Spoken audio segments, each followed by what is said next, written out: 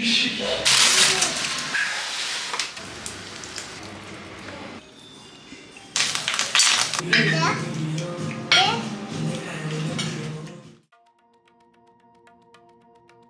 everyone, welcome back to another video.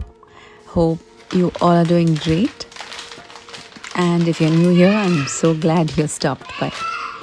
In today's video, I want to show a dish I made on a random day. I actually cooked this without any plan to record it, but it turned out really tasty. That's when I felt I should share it with you all. I didn't want to delete this clip from my memory card because this dinner came out so good and I thought it might be useful and enjoyable for you too. That morning I had made Kerala Puttu for breakfast and there was quite a lot left over. I really didn't want it to go to waste, so I decided to turn it into something new for dinner. First I roughly crumbled the leftover puttu, not too fine, just broken down with a few small chunks left. I kept that aside. I also had some frozen chicken popcorns. Honestly, on their own, they didn't taste as great as we expected. But I've noticed that when you add them to a simple masala or make a popcorn chili style dish, they taste so much better. Instead of deep frying, I air fry the chicken popcorns, much lighter and still crispy. While the popcorns were air frying, I started preparing the masala. I heated some oil along with a little ghee.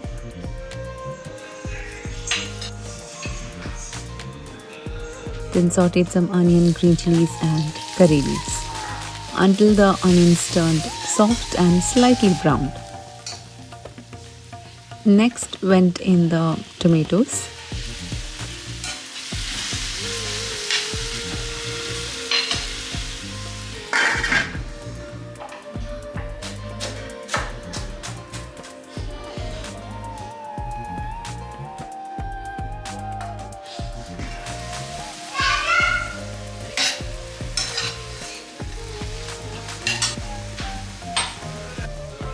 Some salt and the spices, turmeric powder, coriander powder, garam masala powder, pepper powder and a little meat masala. I added a small dollop of tomato paste for that extra depth of flavor and mixed everything really well. Then added a handful of freshly chopped coriander leaves and a splash of hot water so the masala wouldn't burn. Once the chicken popcorns were ready, I added them straight into the masala. You can actually use anything here, chicken nuggets, meatballs or even tuna works really well. I added a little more hot water so that when I mixed in the crumbled puttu, everything blended nicely. If you don't have this, you can easily use leftover rice instead. It tastes just as good. And that's it, dinner was ready. Nothing fancy, just a simple, comforting meal made from leftovers. Shared with you because it genuinely tasted really nice. Sometimes the best meals and the best moments come from the most unexpected, ordinary days.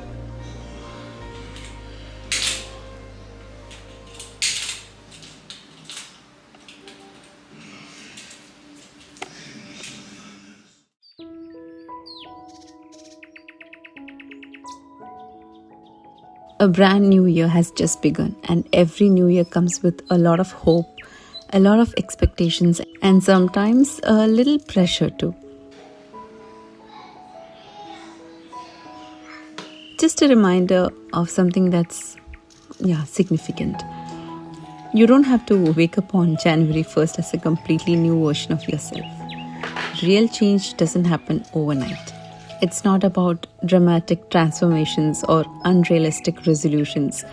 It's about consistency, showing up a little every day, being kind to your mind, taking care of your body, and choosing progress even when it's slow.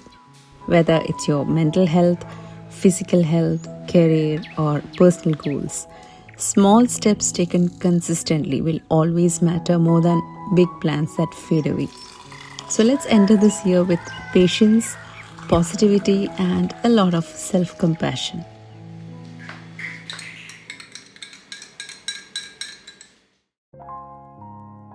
So coming to the next part of this video, this was actually filmed on New Year's Eve. I was preparing dinner and had asked my brother to join us. He didn't have leave the next day, but he said he would try to leave the clinic a little early that day if there were no late appointments or emergency patients. That usually doesn't happen because he often gets unexpected patients and ends up staying late. Anyway, I went ahead and prepared dinner. The menu was Paal Kappa, which is one of my absolute favorites and something I was really craving. Along with that, I made a chicken dish that's similar to chicken chukka, but with a few small changes to give it my own touch. I started by boiling the kappa, or tapioca to be specific. I usually use frozen tapioca because honestly the fresh ones we get here don't always taste as good. I cooked it for about 4 to 5 whistles on medium flame. Even if it cooks a little more, it's completely fine. The tapioca needs to be soft because later we'll be mashing it well.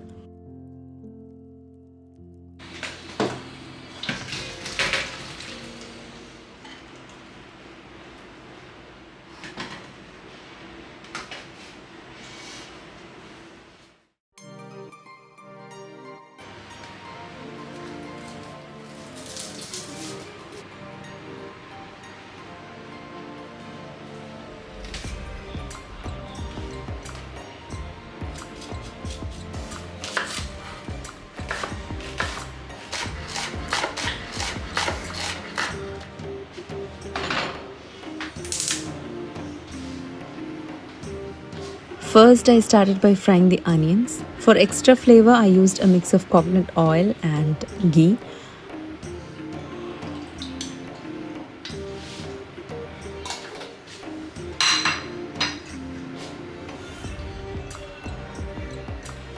I took 3 medium onions, sliced them thin and fried them in 2 batches.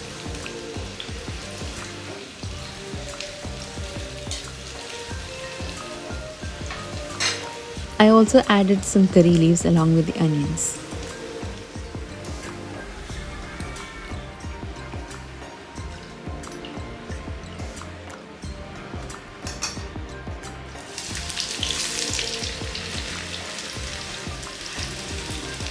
In the second batch, I added a handful of cashews.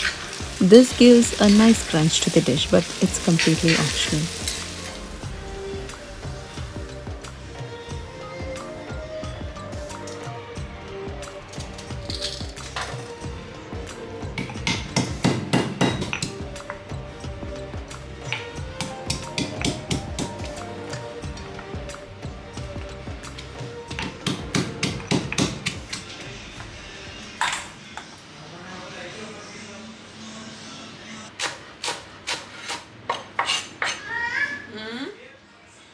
Next, I added boneless chicken pieces to the pan. To this, I added the spices: red chili powder, turmeric powder, cumin powder, coriander powder, garam masala powder, pepper powder and salt.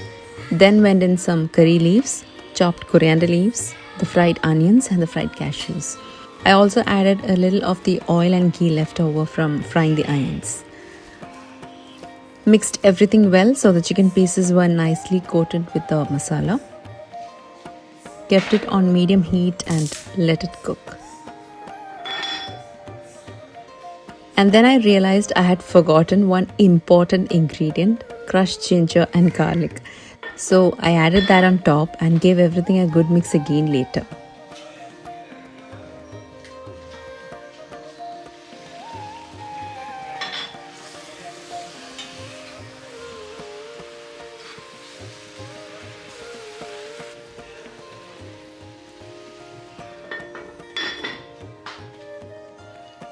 So here's the cooked tapioca.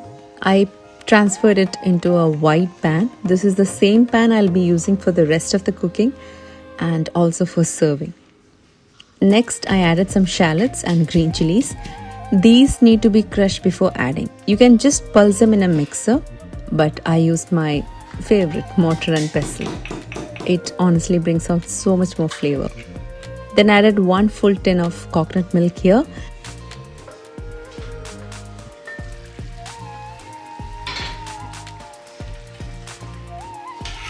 And in between all this, don't forget to keep stirring the chicken as well. I added about 1 more cup of warm water there, along with some salt and pepper powder. By this time, the tapioca had cooled down a bit, so it was hard to mash it properly. Kept it on medium heat and let the shallots and green chilies cook for a few minutes. This happens for life too. When things cool down or slow down, we feel stuck. But all it needs is a little warmth, a little patience, and things start moving again.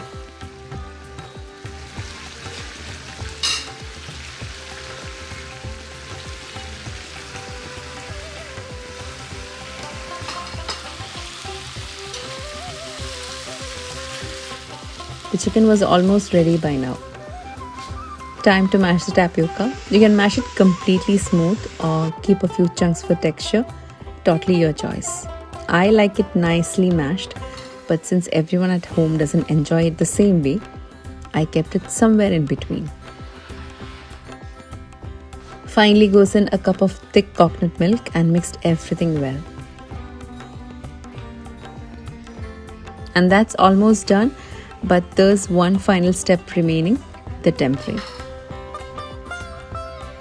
I heated some coconut oil, then to that added sliced shallots. Goes a few crushed ginger and garlic I had saved from earlier.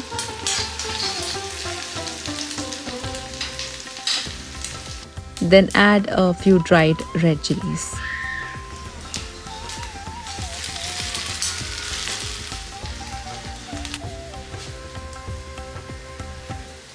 Then I placed the curry leaves separately on the dish and poured the hot tempering over them.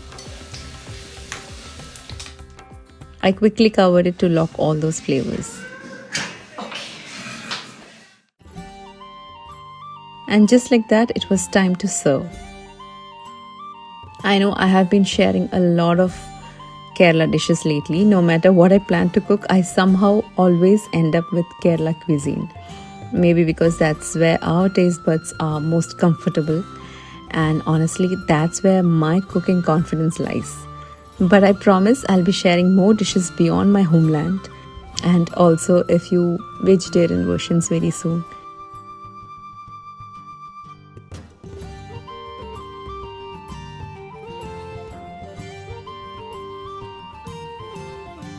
And before ending this vlog, just a small reminder for this new year, you don't have to change everything all at once.